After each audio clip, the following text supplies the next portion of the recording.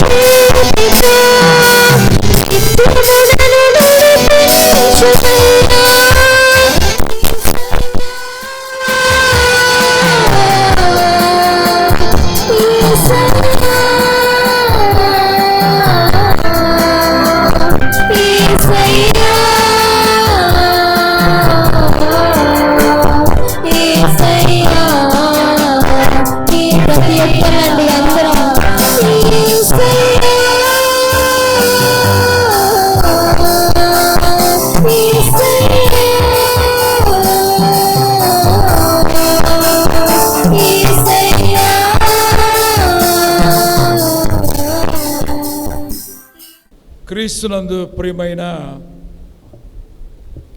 దేవుని ప్రజలారా, గత ఆదివారం నాడు మనము ఎస్తేరు గ్రంథము 7వ అధ్యాయాన్ని ధ్యానం చేశాం. ఎస్తేరు గ్రంథాన్ని మనము కొన్ని నెలల నుంచి మనము ధ్యానం చేస్తూ ఉన్నాం.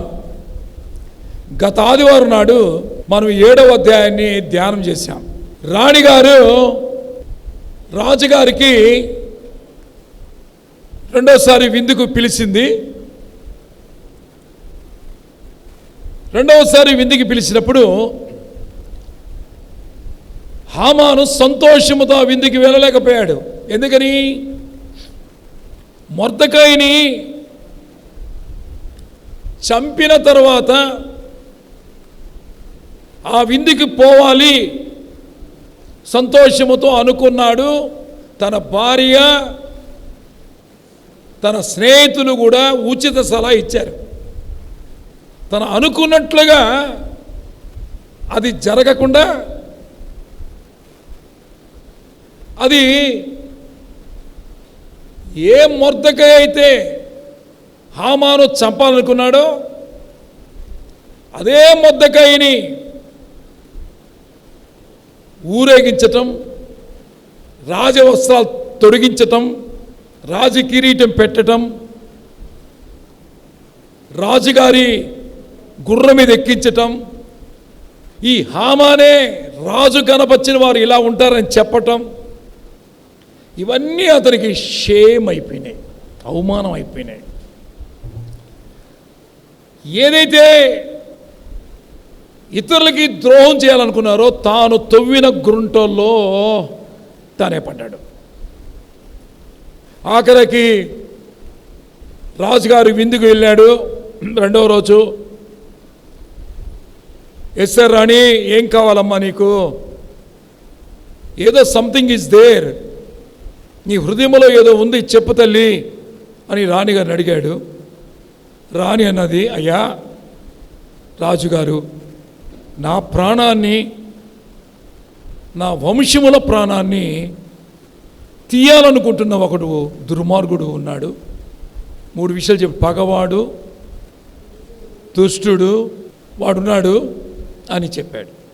ఎవడు వాడు అంటే రానమ్మ డేరుగా చెప్పేసింది, ఆ పగవాడు, ఆ దుష్టుడు, ఆ దుర్మార్గుడు ఈడే మమ్మల్ని చంపాలనుకుంటున్నాడని హామాను వైపు చూపించింది. రాజుగారు ఆగ్రుడైపోయాడు. నా రాణిగారిని చంపాలనుకున్నాడు ఆవిడు అనుకోవటం. ఆఖరికి మీ విషయాలు చాలా వివరించాను కనుక మొత్తానికి హామాను చంపాలా, హామాను మొద్దకైన చంపాలన్న ఉరుకుయ 50 మూరుల ఉరుకుయ మీద అతనిని ఉరి తీసినట్లు మన పోయిన వారు విన్నాం. కనుక తాను తవ్విన గుంటలో తానే పడిపోతాడని, మనుష్యుడు ఏమి విత్తునో ఆ పంటనే కోస్తాడని మనము చాలా స్పష్టంగా విన్నాం. ఈరోజు 8వ అధ్యాయం.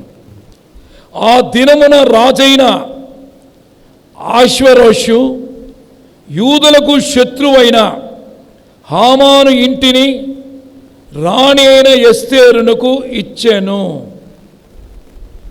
ఎస్తేరు మొర్దెకై తనకు ఏమి కావలెనో రాజునకు తెలియజేసిన మీదట అతడు రాజు సన్నిధికి రాగా, మళ్ళా చదువుతాను చూడండి. హామాను చనిపోయాడుగా, చనిపోయిన తర్వాత మొర్దెకైని పిలిచి రాజుగారు, హామాను ప్యాలెస్, హామాను ఇల్లు అంటే మామూలు అనుకుంటారేంటి? హామాను మామూలు వ్యక్తి అనుకుంటున్నారేంటి? 127 సంస్థానాల మీద ప్రధానమంత్రులు ఉన్నారు ప్రతి దేశానికి. హిందూ దేశం మొదలుకొని కూసు దేశం వరకు వాళ్ళందరి మీద ఈయన హెడ్. ఎవరు? హామాను పీఠం అంత ఎత్తైన స్థానములుగా పెట్టాడు. ఆయన ఇల్లు అద్భుతమైన ప్యాలెస్, కొన్ని ఎకరాలు. మన భాషలో చెప్పాలంటే ఆ ప్యాలెస్ని రాజుగారు ఎవరికి ఇచ్చాడంట? ఎస్తేర్కి ఇచ్చాడు. ఎస్తేర్ రాణి, ముందు వాడు ప్యాలెస్ని ఆక్రమించుకో, వాడి భార్యని అందరి ఇంట్లోంచి ధనిపడాయి. ఇక నుంచి ఈ ప్యాలెస్ నీ స్వాధీనంలో ఉంటుంది. లోపలంతా బంగారు. 127 దేశాల మీద, ప్రధానుల మీద, రాజు తర్వాత అగ్రపీఠంలో కూర్చున్న హామాను ఇల్లు బంగారుతో నిండిపోయిన గొప్ప ప్యాలెస్. ఆ ప్యాలెస్ను రాజు ఎస్తేర్కి ఇచ్చాడు. ఇచ్చి ఇక నుంచి ఇది నీ నాయకత్వంలో ఉంటుంది అంటున్నాడు. మళ్ళీ చదువుతాం చూడండి. ఆ దినమున రాజైన అహష్వేరోషు యూదులకు శత్రువైన హామాను ఇంటిని రాణి అయిన ఎస్తేరుకు ఇచ్చాను. చూసారా ఎంత గొప్ప సంగత, ఎంత గొప్ప సంగత. రాణి ఎవరు? ఒక అనాది, ఒక చిన్న హట్ట పారసీక దేశంలో. అంతేకాకుండా రాణి ఎవరు? ఒక బానిస. రాణి ఎవరు? ఎస్తేర్ రాణి తల్లిదండ్రులు లేని ఒక అనాది, దిక్కులేని వ్యక్తి. ఎలా వచ్చింది అక్కడికి? ఒక బానిసగా, దిక్కులేని వ్యక్తిగా వచ్చింది. కానీ దేవుడు అత్యున్నతమైన స్థానంలో రాణిగా హెచ్చించడమే కాకుండా ఆ ప్యాలెస్ అంతా కూడా రాణిగారికి అప్పచెప్పేసినట్లుగా చూస్తూ ఉన్నాం. చూడండి, తర్వాత చదువుతాం చూడు. 2వ వచనం. రాజు హామాను చేతిలోని తీసుకున్న తన ఉంగరమును మొర్దెకైకి ఇచ్చాను. ఇది 2వది. హామాను చేతిలో ఏముందంట? రాజుకి హామాను చేతిలో ఏముండింది? ఏ ఉంగరం ఇస్తే పెద్ద గొప్ప ఏమనుకుంటారేంటి? కాదు. ఆ ఉంగరము రాజు 127 దేశాల మీద ఉండే అధికారపు ఉంగరం, ఒక స్టాంప్ లాంటిది అనమాట అది. ఆ ఉంగరంతో కానీ హామాను కానీ ఒక సీలేసి, ఒక ఆజ్ఞ జారీ చేసి సీలేస్తే ఇంకంతే సంగతులు, అంతే. అంత అధికారము కలిగిన ఉంగరం. ఇది ఎవరికి ఇచ్చాడు? మొర్దెకై చేతిలో పెట్టాడు. అంటే అర్థం ఏంటి? మొర్దెకై ఎవరు? మొర్దెకై బాగానండి, ఎవరు? Gate men. ఏంది? గేట్ మెన్, వాచ్మెన్ కూడా కాదు. గేట్ మెన్ అంటే ఏమని? గేట్ తీయటం, గేట్ వేయటం, గేట్ మెన్. గేట్ మెన్ ఏమైపోయాడు ఇప్పుడు? రెండోది, మొర్దెకై గారి బంధువులు ఉన్నారు అక్కడ. ఎస్తేరు చెల్లి తప్ప ఇంకెవరు కూడా ఆయనకు కూడా లేరు. అందరినీ ఈ నెబుకద్నెజరు అక్కడ చంపేశాడు. ఈయన కూడా అనాదే, గేట్ మెన్గా ఉన్నాడు. కానీ 127 దేశాల్లో ఉండే ప్రధానులందరికంటే హామాను యొక్క పోస్ట్ని, అగ్రపీఠాన్ని, ఉంగరాన్ని, సమస్తము ఎవరికి ఇచ్చారు? ఆమేన్ చెప్పండి. హల్లెలూయా, ఆమేన్. ఎంత ఆశ్చర్యకరమైన దేవుడు అండి! ఆశ్చర్యంగా లేదు? ఒక గేట్ మెన్ని ఎందుకు ఆ స్థాయికి వాళ్ళు వెళ్ళే చెప్పాలి మీరు? ఎందుకు వెళ్ళారు? ఒకటి, వాళ్ళలో దీనత్వం ఉంది, విధేయత ఉంది. మీకు ఒక దీనత్వం ఉండటానికి ఒక మాట చెప్తా చూడండి. మొర్దెకైని హామాను చేత ఊరేగించాడు కదా. ఊరేగించేమన్నాడు? ఎవరు? రాజవస్త్రాలు తెచ్చాడు, కిరీటం పెట్టాడు, రాజగుర్రం మీద పెట్టి హామాను ఊరేగించాడు. అంత స్థాయిలో శూషణ కోటలు, రాజధానులు ఊరేగించిన తర్వాత మనమైతే ఏం చేస్తాం చెప్పండి? మనకు చిన్న అవార్డు వచ్చింది అనుకోండి, మన బిల్డప్లు ఎట్టుంటాయి? మీరు ఇంకా చదివితే 7వ అధ్యాయంలో ఆ ఊరేగింపు అయిపోయిన తర్వాత ఆయన హోదా ఎట్లుండాలి? ఇంకా గేట్ మెన్ కూడా రావచ్చా? మరలా వచ్చి గేట్ మెన్గా చేయాలి. అంటే ఆయన తగ్గింపు చూడండి. అంటే అంత హోదా వేసుకొని తిరిగినా కూడా తన స్థితిని అంటే ఇక్కడ ఏం జరుగుతుంది? ఎంత చెప్పండి? తగ్గించుకుంటున్నాడు. ఎంత తగ్గించుకుంటున్నాడో, ఎంత విధేయతో, ఎంత దీన మనసో. ఏమండి ఈరోజు ఇప్పుడు కూర్చున్నాం. మీరు మనం హెచ్చులోనికి తేవాలంటే ప్రార్థన చేస్తే హెచ్చులోకి రావం. ఏంటి? దేవా నన్ను హెచ్చించిన ఆయన, నేను చాలా హెచ్చించు, నా బాధలు తీర్చు, నా అప్పులు తీర్చు, నా కష్టాలు తీర్చు అని అహంకారము, గర్వము, అహంభావము హృదయంలో పెట్టుకొని ప్రార్థన చేస్తే దేవుడు వినడు. క్రియలు ఉండాలా? ఎట్లుండాలి చెప్పండి అమ్మా? చెప్పండి అమ్మా. క్రియలు ఉండాలా? భక్తికి ఏం జోడై ఉండాలా? యాకోబు రాసిన పత్రిక అంతా ఉంది. ఒకడికి విశ్వాసం ఉందంట, ఇంకొకటికేమో క్రియ లేని విశ్వాసము మృతము. నువ్వు బస్సులో పోతున్నావమ్మా, ట్రైన్లోనో బస్సులో ఎక్కబోతున్నావు, ఒక చెప్పు ఉడి కింద పడిపోయింది. ఇప్పుడు ఎన్ని చెప్పులు ఉన్నాయి మీకు చెప్పండి? ఒక చెప్పు, కుడికాలు చెప్పు ఉండిపోయింది. అది 2000 పెట్టి కొన్నావు చెప్పులు జత. ఒక చెప్పే ఉంది. 2000 అంటే ఒక చెప్పు పోతే ఎంత పోయినట్టు లెక్క? 1000 రూపాయలు పోయింది. ఇంకో చెప్పు 1000 రూపాయలు. ఇంక 1000, ఒక చెప్పు 1000 రూపాయలు పోతే ఇంకో 1000 రూపాయలు మిగిలిందా లేదా ఈ చెప్పుకి? ఏం చెప్పరేంటి? మిగిలిందా లేదా? మిగిలితే ఆ చెప్పేసుకొని షాపు పోయి, అయ్యా నా చెప్పు ఒకటి ఊడిపోయింది, బస్ ఎక్కుతుంటే 2000 ఒక చెప్పు పోయింది కనుక ఇంకొక చెప్పు అయ్యా, ఎడంకాలు చెప్పు అంటే ఇస్తాడమ్మా? ఏమి? చెప్పులు అంటేనే జత. సరేలేమ్మా అటీవా రూపాయలు చెప్పు, ఒక 1000 రూపాయలు పోయింది. ఒకే ఒక చెప్పు వేసుకొని నడుస్తారా మీరు? చెప్పండి. పోనీ 1000 రూపాయలు చెప్పు కదా, నడగలుగుతారా? చెప్పులు అంటానే ఏమై ఉండాలా? జతై ఉండాలి. చెప్పండి. అది ఎంత విలువైన చెప్పులైనా ఒక చెప్పు మిగిలింది, ఒక చెప్పు ఉందని కుదరదు, జత ఉండాలి.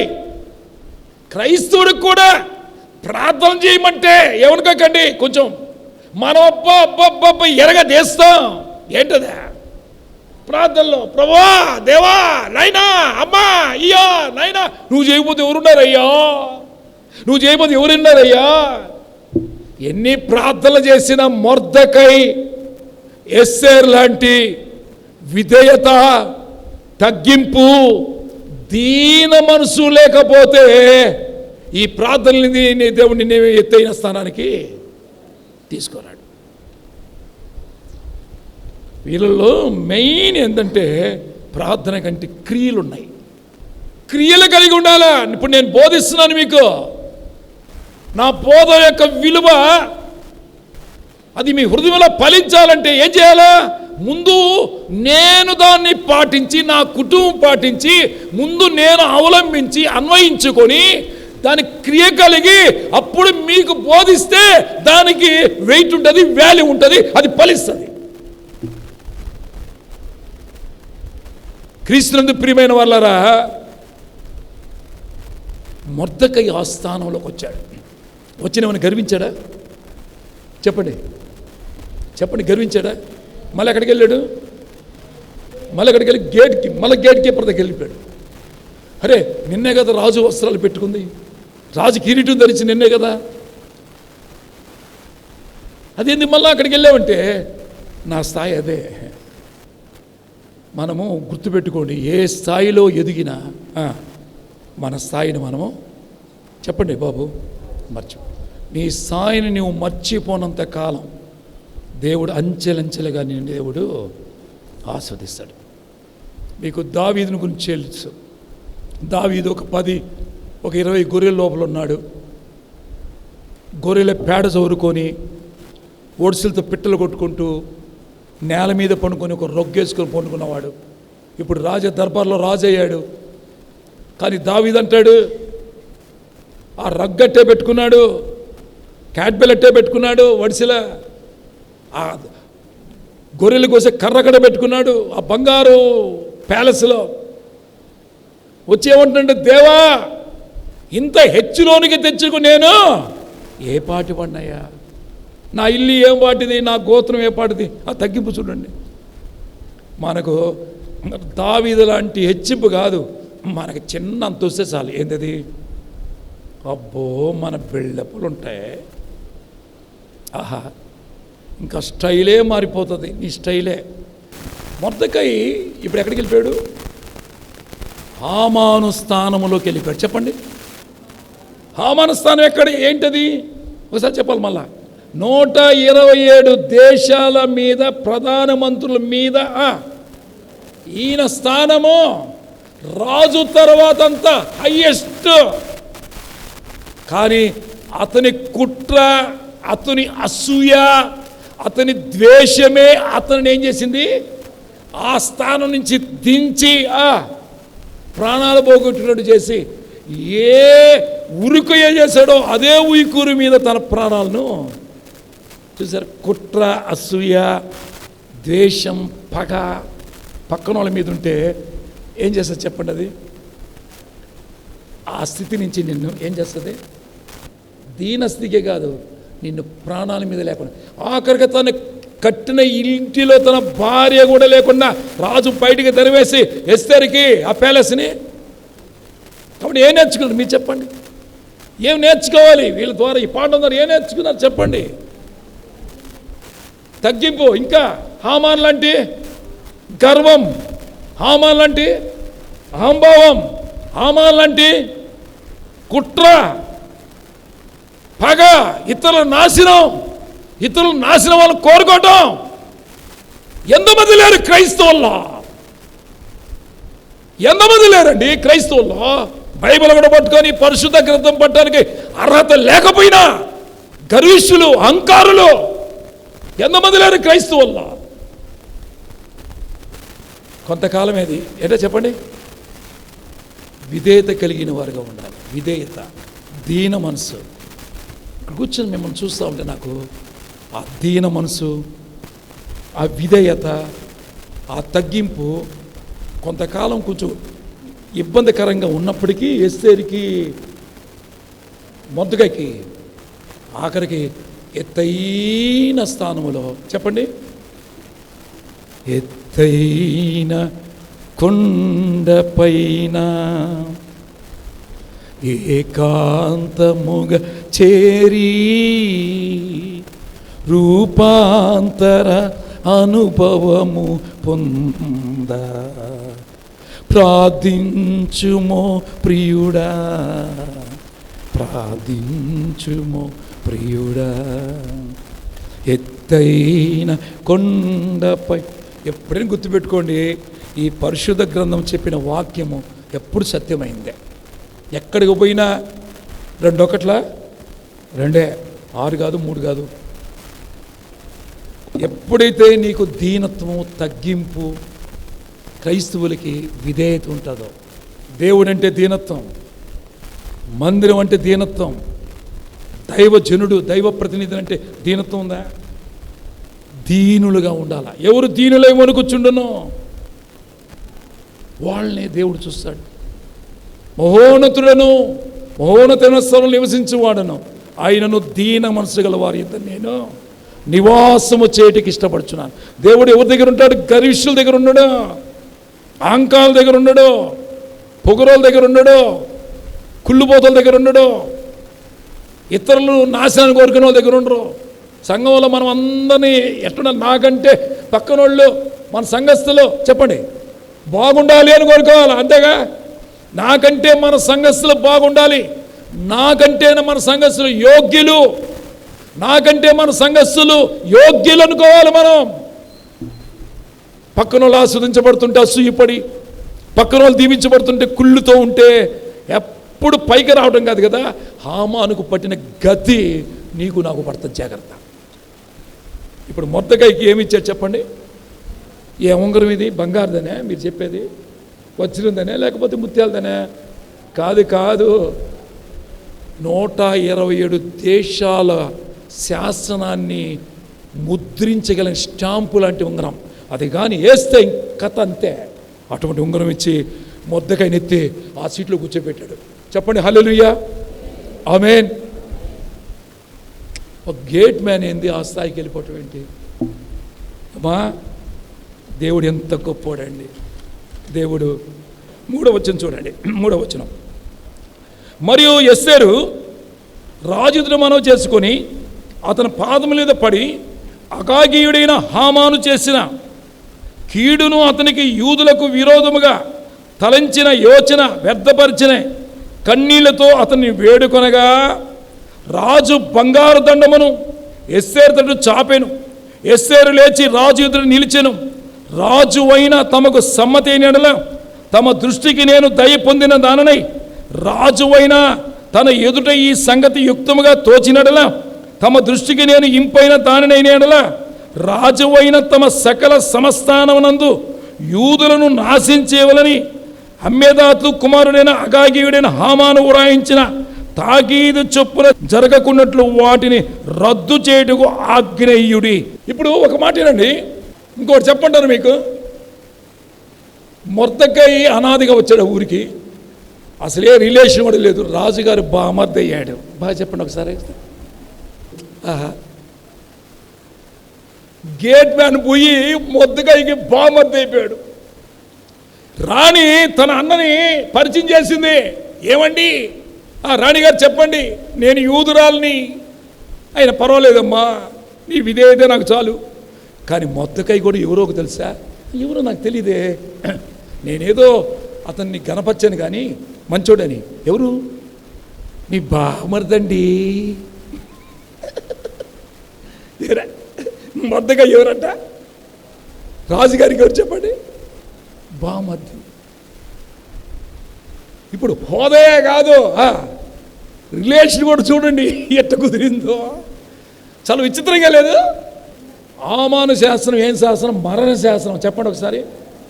ఎవరికి మరణ శాస్త్రం? మొర్దెకైకి మరణ శాస్త్రం, ఎస్తేరుకి, అంటే యూదురాలు కదా మరణ శాస్త్రం, యూదులందరికీ మరణ శాస్త్రం. ఇప్పుడు సేవ్ అయ్యారు. ఎవరెవరు సేవ్ అయ్యారు చెప్పాలి? ఎవరు సేవ్ అయ్యారు ఆ మరణ శాస్త్రం నుండి? ఎస్తేరు సేవ్ అయింది, మొర్దెకై సేవ్ అయ్యారు, అంతవరకు బాగుంది. యూదులు సేవ్ కాల, యూదులు సేవ్ కాల. అందుకే మిమ్మల్ని అడిగింది నేను, యూదులు సేవ్ కాల. అరే మనం సేవ్ అయ్యాం కదా అని సంతోషపడలే. అదే నేను ఇప్పుడు చదివింది మీకు. మళ్ళీ చూద్దాం, చూడండి 3వ వచనం. మరియు ఎస్తేరు రాజు ఎదుట మనవి చేసుకుని అతని పాదముల మీద పడి అగాగీయుడైన హామాను చేసిన కీడును, అతడు యూదులకు విరోధముగా తలించిన యోచనను వ్యర్థపరచుడని కన్నీళ్లతో అతని వేడుకొనగా, రాజు బంగారు దండమును ఎస్తేరుకు తట్టు చాచెను. ఎస్తేరు లేచి రాజు ఎదుట నిలిచి, రాజువైన తమకు సమ్మతి అయిన ఎడలను తన దృష్టికి నేను దయ పొందిన దాననై రాజువైన తమ ఎదుట ఈ సంగతి యుక్తముగా తోచినడలా తమ దృష్టికి నేను ఇంపైన దాని అయిన ఎడలను రాజువైన తమ సకల సమస్థానములలో నుండి యూదులను నాశనం చేయవలని హమ్మోదా కుమారుడకు అగాగీయుడకు హామాను వ్రాయించిన తాకీదులు చొప్పున జరగకుండానట్లు వాటిని రద్దు చేయుటకు ఆజ్ఞేయుడి. నా జనుల మీదికి రాబోవు కీడును, నా వంశం యొక్క నాశనమును చూచి నేను ఎలాగూ సహింపగలని మనవి చేయగా, రాజైన అహష్వేరోషు రాణి ఎస్తేరుకును యూదులైన మొర్దెకైకి ఇలాగూ సెలవిచ్చెను.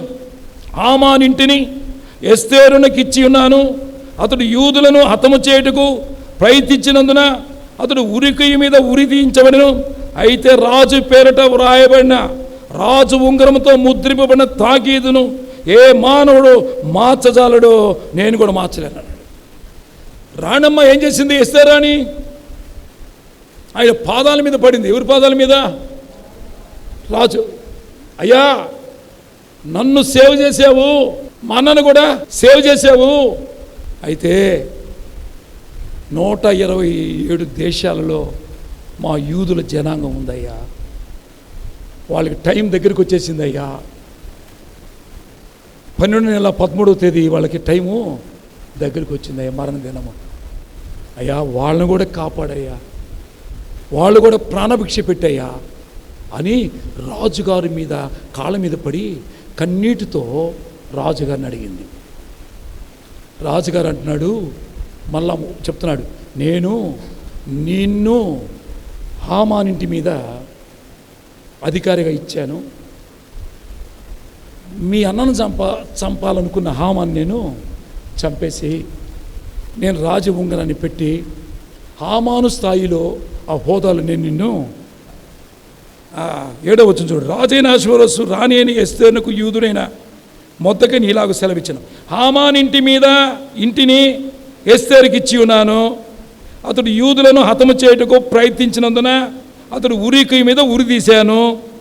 అయితే రాజు పేరిట వ్రాయించిన రాజు ఉంగరముతో ముద్రించబడిన తాకీదును ఏ మానవుడు కానీ మార్చజాలడు, నా వల్ల కూడా కాదన్నాడు. ఏమంటున్నాడు రాజుగారు? యూదులందరిని చంపకుండా ఉండటానికి నేను చేసేది అంటే నా చేతుల్లో ఏమీ లేదు.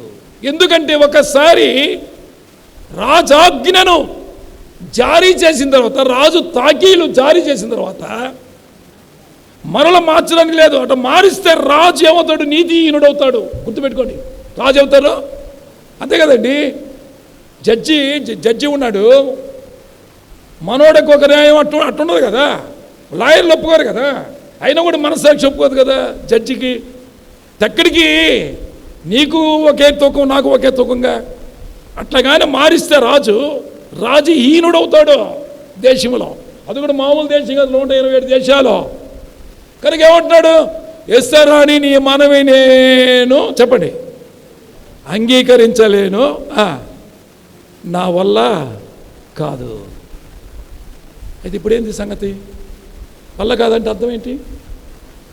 ఇంకా మరణమే కదా వాళ్ళకి. వింటున్నారా? మరణమేగా. ఏ మానవుడును చెప్పండి, తాకీదు ఏ మానవుడును చాలడు. పోయినండి ఇక్కడ ఏ మానవుడు చాలడు. మీరు అనుకుంటున్నారు కావాలా, నాకు ఆయన తెలుసు, ఈ ఎమ్మెల్యే తెలుసు, లేకుంటే అల్లా తెలుసు, ఈయన తెలుసు, పొలుగుబడి తెలుసు అని. వాళ్ళ కార్యక్రమాలు కొంతవరకే, కానీ అన్ని విషయాల్లో నిన్ను సేవ్ చేయలేరు. అన్ని విషయాల్లో సేవ చేయగలిగినవాడు, సేవ్ చేసి నిన్ను కాపాడగలిగినవాడు ఒక్కడే ఒక్కడున్నాడు. ఆయన ఎవరు తెలుసా? నీ మీదున్న శాసనాన్ని కూడా చించి వేసి. ఒకప్పుడు మీరు హెబ్రీయులు రాసిన 10 చదివితే మన మీద ఏమో శాసనం చెప్పాలా? మరణ శాసనం. చెప్పండి. పాపంలో వచ్చు జీతము. ఆయన వచ్చి ఏం చేశాడు? ఆ శాసనాన్ని ఈ ప్రపంచములో మరణ శాస్త్రాన్ని చించగలిగిన వాడు ఇంతవరకు పుట్టబోడు యేసుక్రీస్తు తప్ప. హల్లెలూయా. మరణ శాస్త్రాన్ని చించాడు. ఎందుకో తెలుసా? ఆ మరణ శాస్త్రాన్ని ఆయనే అనుభవించి, ఆయనే సిలువలో అనుభవించి ఆ మరణపు శాస్త్రాన్ని చేశాడు. చించి వేసి ఈ మాట అన్నాడు, ఏ మరణమా నీ ముళ్ళెక్కడా? ఏ మరణమా నీ విజయం ఎక్కడ? మరణపు ముళ్ళును నేనేం చేశాను? ఎలా చేశాను? నా మరణము ద్వారా I am the resurrection, I am the life. I am the resurrection, I am the life. నేనే పునరుద్ధానాన్ని, నేనే జీవాన్ని. ఈ ప్రపంచంలో మానవుల మీద ఉన్న ఆదామవ్వలు చేసిన పాపము, మరణ శాస్త్రము అందరికీ సంప్రాప్తమైంది. దాన్ని చించి వేసింది ఎవరు తెలుసా? యేసుక్రీస్తు ప్రభు ఒకడే. ఒకవేళ ఆయన రాకపోతే మనందరికీ నిత్య మరణం. చూడు యేసు ప్రభు ఎంత గొప్పడో. శాసనాన్ని చించేశాడు. ఆఫ్టర్ ఈ శాసనం ఎంత? వీళ్ళకి కూడా యూదులకి ఏం శాసనం? అది మరణ శాసనమే. అది ఎవరు చించేస్తారు? రాజు 120 దేశములో కింగ్ రాజు ఏమంటున్నాడు? నా వల్ల ఇప్పుడు ఎడ చేయాలా? టైం వచ్చేస్తుంది. 12 నెలల 13వ తేదీ వచ్చేస్తుంది. అందరూ గుబిల్ అని ఏడుస్తూ ఉన్నారు. రాణి మొరతకైతే సేవ్ అయిపోయారు. వీళ్ళు వాట్ అబౌట్ వీళ్ళ పరిస్థితి ఏంటి? యూదుల పరిస్థితి. రాజుగారు చేతులెత్తేశాడు. ప్రియమైన దేవుని బిడ్డలారా, కానీ ఒక విషయం చెప్పండి, దేవుడు రాజ శాసనాలను ఏం చేస్తాడు? ఆయన ఒక్కనికే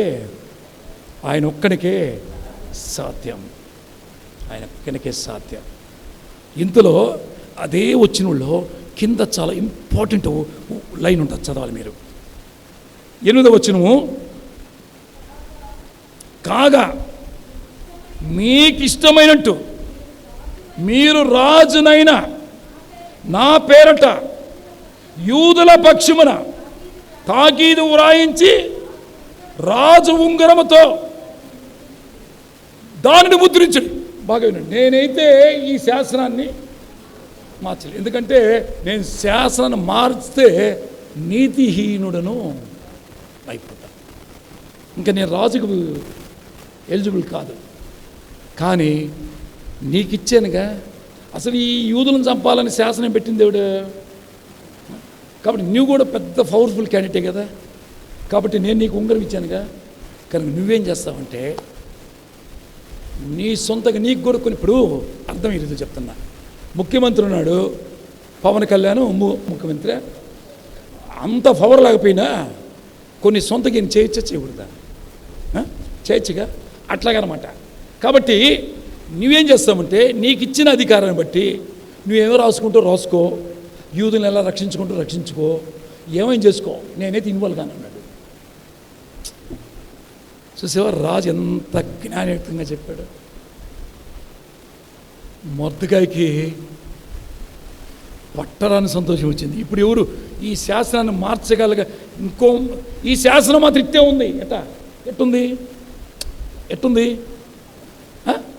చంపేయాలి, యూదులను చంపేయాలని శాసనం మాత్రం. దాన్ని ఎవరేం చేయలేరంట. ఎవడు ఇంక మార్చలేడు. కానీ కొత్త శాసనం ఇంకోటి తయారు చేసుకోండి మీరు, అది నేను చేయను. రెండు నేనే చేస్తే ఏమంటారు?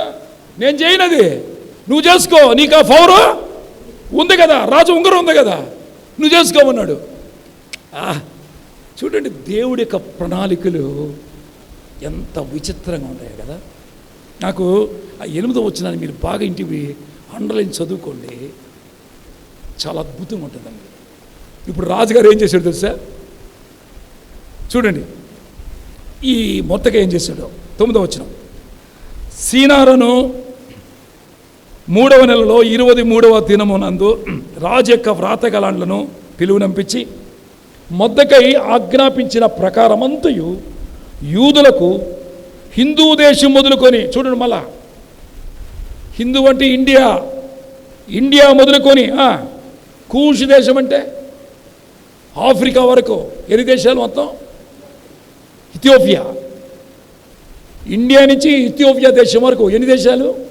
127 దేశాలు వ్యాపించి ఉన్న 127 సంస్థానాలు ఉన్న అధిపతులను, అధికారులను, ఆయా సంస్థానాధిపతులను దాని వ్రాతను బట్టి, దాని భావన బట్టి తాకీదులు రాయించబడిన రాజైన అశ్వరోషు పేరట తాకీదులు మొద్దకై వ్రాయించి రాజు ఉంగరముతో ముద్రించి గుర్రం మీద, అనగా రాజనగరం పరుగుని రాజనగరు పనికి పెంచబడిన బీజాస్త్రముల మీద అంచెగాండ్లను ఎక్కించి ఆ తాకీదులను వారి చేత పంపించెను. రాజైన అశ్వరోషు యొక్క సంస్థలన్నింటిలో ఒక్క దినమందే, అనగా ఆదారు అను 12వ నెల 13వ దినమందే ప్రతి పట్టణమునందు యూదులు కూడుకుని తమ ప్రాణమును కాపాడుకుంటకు ఆయా ప్రదేశంలో నుండి తనకు విరోధులకు జనుల సైనికులందరినీ, శిశువులను, స్త్రీలను కూడా సంహరించి హతము చేసిన నిర్మూలపరిచి వారి వస్తువులను కొల్లగొట్టుటకు రాజు యూదులకు సెలవిచ్చినది దాని మీద వ్రాయించెను. మరి ఆ తాకీదుకు ప్రతులు వ్రాయించి ఆయా సంస్థానముల్లోని జనులందరికీ పంపించవలని యూదులు తమ శత్రువుల మీద పగ తెచ్చుకుంటకు ఒకనొక దినము సిద్ధముగా ఉండవలని ఆజ్ఞ ఇచ్చెను. రాజు నగరం పని పెంచబడిన బీజాస్వరం మీద ఎక్కి అంచెగాండ్లు రాజు మాట వలన ప్రేరేపబడి అతివేగంగా బయలుదేరి ఆ తాకీదు శూషణ కోటలో ఇయ్యబడిను. అప్పుడు మొద్దకై ఊదా వర్ణమును, తెలుపు వర్ణము రాస వస్త్రమును, బంగారును, పెద్ద కిరీటమును, అవిసనార్థ చేయబడిన ధూమ్ర వర్ణము గల వస్త్రములను ధరించుకున్నవాడై రాజు సముఖము నుండి బయలుదేరును. అందునిమిత్తము శూషణ పట్టణము ఆనందించి సంతోషముందును. హల్లెలూయా. ఏం చేశాడు? ఇంత పెద్ద చదువు చేశారు సార్. ఏముంది సార్ అంటే, రాజుగారు చెప్పాడు కదా నువ్వు రాసుకోమని. వెంటనే మొత్తకై ప్రార్థన చేసుకొని 120 దేశంలో నుండి ప్రధానమంత్రులు ఉంటలా వాళ్ళందరినీ పిలిపించాడు. వాళ్ళందరినీ పిలిపించేసి ఇమ్మీడియట్లీగా ఒక సభ పెట్టాడు. ఎందుకని? టైం లేదు. ఏమి ఆదారు అని 12వ నెల అంటే మన లెక్క ప్రకారం డిసెంబర్ 13వ తేదీ టైం వచ్చేసింది. కానీ ఎక్కడ చదివి రెండోది అక్కడ మీరు చదివిన మాటలు కొన్ని ఉన్నాయి. బీజాస్వరం మీద అని ఉన్నాయి కదా. అంటే గుర్రాలు రాజుగారి గుర్రాలు, యుద్ధపు గుర్రాలు ఎట్లుంటే తెలుసా? రేసు గుర్రాలు అంటలా మీద ఏమో స్పీడ్ అనమాట. వాటి మీద ఎక్కించి అక్కడ రాసు త్వరగా పంపించేశాడు. అంటే 120 దేశములో ఒక్కొక్క దేశంలో రకరకాల భాషలు, మన దేశంలో రకరకాల భాషలు కదా, అన్ని భాషల్లో పంపించేశాడు. ముందు ప్రధానమంత్రి పిలిపించి, ఏమయ్యా నేను ఈ స్థాయిలో ఉన్నాను, నాకు అధికారం ఉంది, వింటున్నారా? నాకు అధికారము ఉంది. ఇప్పుడు నేను ఒక శాసనం పెట్టా. రాజుగారి సంగతి ఆ శాసనం అంటే ఉంటుంది, కానీ నేను పెట్టి ముద్రేసా. దానికి మీరందరూ ఎప్పుడైనా ఒకటి ఆమోదం కావాలంటే చర్చీలు అయితే స్టాండింగ్ కమిటీ అని ఉంటుంది. మన మంత్రులకైతే ఏముంటుంది చెప్పండి? ఎక్కడ అమలుపరచాలి? పార్లమెంట్లో శాంక్షన్ అయితే శాంక్షన్ అవ్వలేదా? తెలుసా కదా. పార్లమెంట్లో ఏమవ్వాలి? శాంక్షన్ చేస్తేనే ఏదైనా చేయగలం. అదనమాట. పార్లమెంట్ని పిలిపించాడు. ఒక మాట చెప్పాలంటే ఎవరు పిలిపించాడు? అందరూ సంతకాలు పెట్టేశారు. ఇది ఇట్టే ఉంది. ఇక్కడ పార్లమెంట్ కొత్త జీవో వచ్చేసింది. ఇంకేం జీవో? కొత్త జీవో వచ్చేసింది. కొత్త జీవో వచ్చేసరికి టక టక టక టకని రేసు గుర్రాలను పంపించి అందరికీ చెప్పేశాడు, మీరందరూ ప్రార్థన చేయండి, మీకందరికీ మరణము తప్పించిపోయిందని. యూదులందరినీ మరణము లేకుండా తప్పించేశాడు. యూదులందరూ ఏం చేశారు తెలుసా? అక్కడ రాసిన మాట ఏమయ్యారంట? ఆనందభరితులై. చూడండి 15వ వచనంలో, సూచన ఆనందించి సంతోషమందిరి, మరి యూదులు క్షేమము ఆనందమును సంతృప్తియు ఘనత కలిగను. 16వ వచనం, అందరూ ఆనందపడ్డారు. హామాను ఉన్నప్పుడు అందరు రోధించారు. 17, రాజు చేసిన తీర్మానము అతని చట్టమును వచ్చిన ప్రతి సంస్థాన ప్రతి పట్టణమును యూదులు ఆనందముతో సంతోషము కలిగను, అది శుభమని విందు చేసుకున్నారు. ఏం చేశారు? ఇది విందులు. అసలు ఎస్తేరు గ్రంథమే విందుతో ప్రారంభించబడింది. విందులే. ఇక్కడ కూడా విందు చేసుకున్నారు. మరియు దేశములో యూదుల ఎదుట భయము కలిగి కనుక అనేకులు యూదుల మతములో. వాళ్ళు విచిత్రంగా లేదు? మళ్ళీ ఒక్కసారి చెప్పండి, కొంచెం బ్యాక్ అవుతాను చూడండి. శూషణ కోటలో హిందూ దేశం మొదలుకొని కూసు దేశం వరకు యూదులందరినీ చంపేయాలని ప్లాన్ చేశాడు. ఎవరు? యూదులే ఉండకూడదని. రాజుగారికి ఏం చెప్పాడు? మనకు డేంజరస్ ఒక జనాంగం ఉంది, దాన్ని చంపేయాలన్నాడు. వాళ్ళందరూ చంపేయడానికి చెప్పండి ముహూర్తం పెట్టాడు. ఎప్పుడు స్టార్ట్ అయింది ఈ ముహూర్తము? జనవరిలో. ఎన్ని నెలలు పెట్టింది? ఎందుకు? చీటీలు వేసిన మంచి రోజు రాలా. ఎప్పుడు మంచి రోజు అయింది దీనికి? ఎవడో చేత మంచి రోజు పెట్టించుకున్నారు. 12 నెలల 13 మంచి రోజు. నిజంగా మంచి రోజు అయిందే మనకి? చెడ్డ రోజు అయిందా? సావు దినం అయింది. ఈ ముహూర్తం మంచిదనుకున్న వాడికి ఏమొచ్చింది? మరణం వచ్చింది. ఈ ముహూర్తము చంపేస్తాం అనుకున్న వాళ్ళకి ఏమొచ్చింది? విజయం వచ్చింది. ఇప్పుడంట లాస్ట్లో చెప్పాను కదా, ఇప్పుడు వీళ్ళందరూ కలిసి ఒరే 120 దేశాల్లో అందరూ యూదులైపోయారు. ప్రధానమంత్రి కూడా పెద్ద మంత్రి యూదుడు కాబట్టి మనం రాని కూడా యూదురాలు. కనుక మనందరం ఏం చేద్దాం చెప్పండి? యూదుల మతంలో చేరిపోయారంట అందరూ. బాగుండా ఇదే? ఇందాకేమన్నారు? యూదుడు అనేవాడు ఈ 120 దేశంలో ఒక్కడు కూడా మిగిలి ఉండకూడదు అన్నాడా? ఇప్పుడు పారసీక దేశంలో ఎవరైపోయారు? బైబిల్ అద్భుతంగా ఉంటుందండి కదా. ఎవరు లేకుండా చేయాలనుకున్నారు? యేసు ప్రభువుని ఎందుకు చంపారంటే, యేసు ప్రభువుని చంపేస్తే శిష్యులు పారిపోతే క్రైస్తత్వం అంతటితో ఆగిపోతుంది అనుకున్నారు. యేసు ప్రభువును చంపేటప్పుడు ఆయన సిలువలో తండ్రి వీరేం చేయించినారో వీరెరుగురు గనుక అన్నప్పుడే క్రైస్తత్వం స్టార్ట్ అయింది. అక్కడ పక్క నుండి దొంగ అమ్మో ఈయన దేవుడు ఏమి, నేను కూడా క్రైస్తవుని అవుతాను నీ రాజ్యం చేసుకున్నాడు. ఈ శతాధిపతి ఏమన్నంటే ఇతను నిజంగా దేవుని కుమారుడు. క్రైస్తత్వం ఎక్కడ స్టార్ట్ అయింది? వాళ్ళు ఏమనుకున్నారు? సిలువ యేసుక్రీస్తు అంతటోనే చంపేస్తే క్రైస్తత్వము చెప్పండి పోతుంది అనుకున్నారు. యేసుక్రీస్తుని సిలువ ఉండగానే క్రైస్తత్వాన్ని ప్రపంచంలో ఎవరు చెప్పండి చంపలేరు. ఆశ్చర్యమైన ప్రేమ కల్వరిలోని ప్రేమ, మరణము కంటే బలమైన ప్రేమది, నన్ను జయించే నీ ప్రేమ.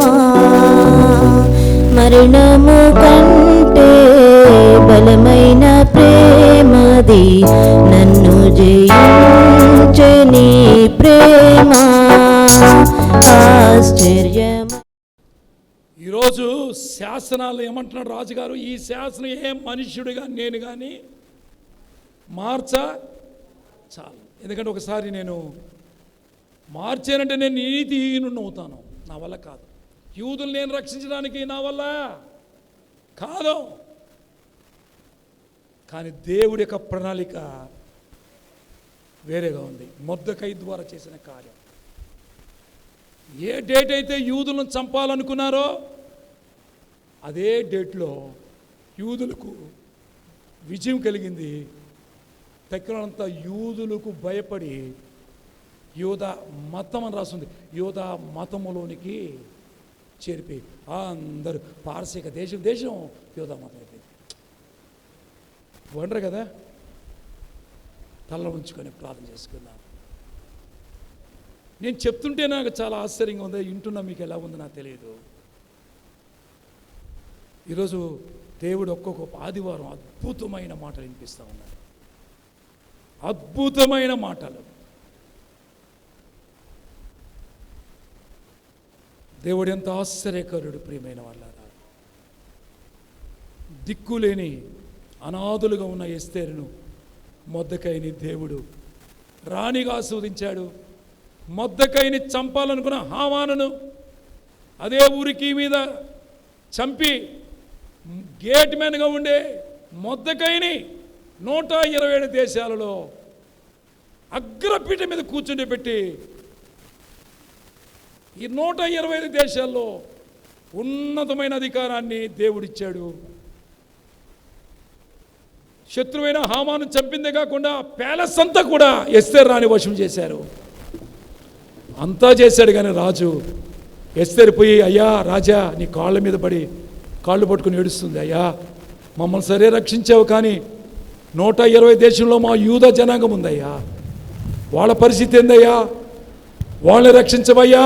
ఆయన అంటున్నాడు, రాణి, ఐఎమ్ సారీ, నేను ఒక శాస్త్రాన్ని రాజుగారి నుంచి వదిలి చేసిన తర్వాత నేను మార్చలేను, ఏ మనుష్యుడును మార్చలేను. అది ఎలా చేయాలయ్యా?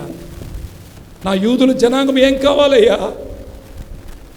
అయితే మీకు ఒకటి ఉంది, నా తర్వాత మొర్దెకై అధికారి కాబట్టి మీరు వేరొక శాసనాన్ని రాసుకొని నా పేరట దీన్ని ఇలాగే పెట్టి మీరు ఏమి రాసుకుంటారో రాసుకొని మీ యూదులను రక్షించండి అని చెప్తే మొర్దెకై 120 దేశం ఉండే ప్రధానులందరినీ పార్లమెంట్ అంతా పిలిపించి శాంక్షన్ లెటర్ పెట్టించి యూదులందరూ రక్షించి అదే నెల 12వ నెల 13వ తేదీన యూదులందరూ రక్షించి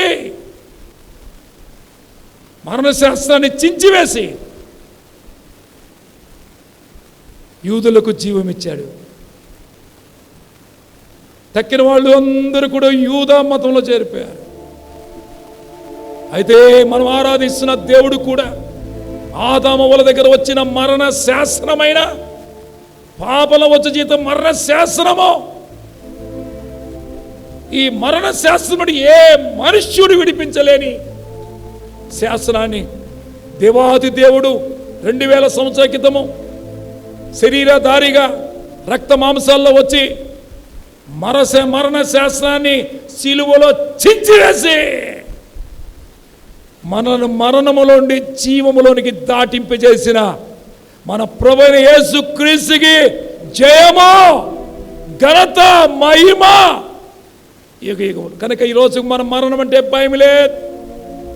మరణ శాస్త్రాన్ని చించివేసి, మరణమా నీ ముళ్ళెక్కడా, మరణమా నీ విజయం ఎక్కడా, మరణపు ముళ్ళు ఇరిచివేశాడు నా తండ్రి. ఎవ్వరు చేయలేని కార్యం చేసి, I am the resurrection, I am the life, నేనే పునరుద్ధానాన్ని జీవాన్ని చెప్పిన మరణ శాస్త్రం చించగల సమర్థుడు ఒక్కడే ఒకడు, ఆయన యేసుక్రీస్తు. ఆయన ద్వారా నీకు నాకు మరణం పోయింది, నిత్య జీవం అనుకరించబడింది. హల్లెలూయా.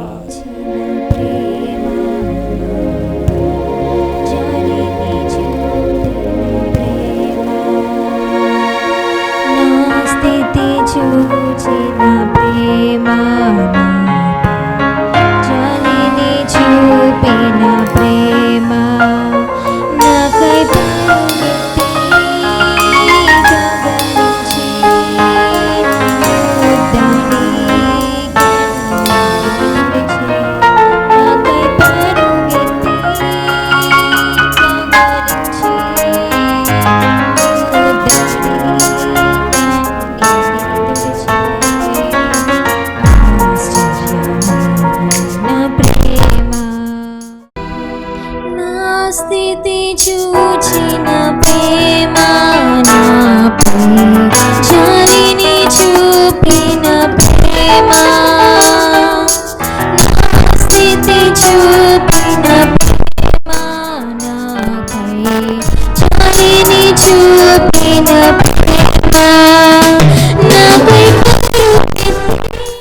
ప్రేమగల తండ్రి, మా స్థితిని చూసిన ప్రేమ, మేమందరము తండ్రి పాపము చేసి ఆదాము వల్ల చేసిన పాపం మా అందరి మీద సంప్రాప్తం అయింది ప్రభువా. కనుక మరణ శాసనం వచ్చేసింది మాకు. పాపంలో వచ్చే జీతము మరణం అనే శాసనం వచ్చింది. ఆ మరణముని తప్పించడానికి ఎవడు ఒక్కడు కూడా లేడు. మహాత్ములు వచ్చారు, మహానుభావులు వచ్చారు, ఎందరో వచ్చారు, ఏమో చేశారు, కానీ మరణ శాస్త్రాన్ని ఏమీ చేయలేకపోయారు.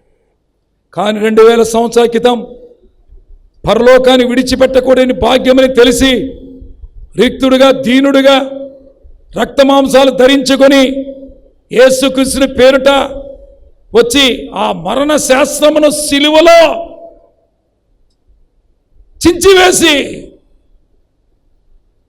నేనే పునరుద్ధానాన్ని, నేనే జీవాన్ని, మరణమా నీ ముళ్ళెక్కడా, మరణమా నీ విజయం ఎక్కడని మరణపు ముళ్ళుని విరిచి నీవే పునరుద్ధానుడిగా జీవముగా మమ్మల్ని మార్చి మరణపు శాసనం చించివేసి నిత్య జీవాన్ని, నిత్యత్వాన్ని మాకు అనుగ్రహించిన పరలోకపు తండ్రి, కోటి కోటి స్తోత్రాలు తల వంచి చెల్లిస్తున్నాం. మొర్దెకై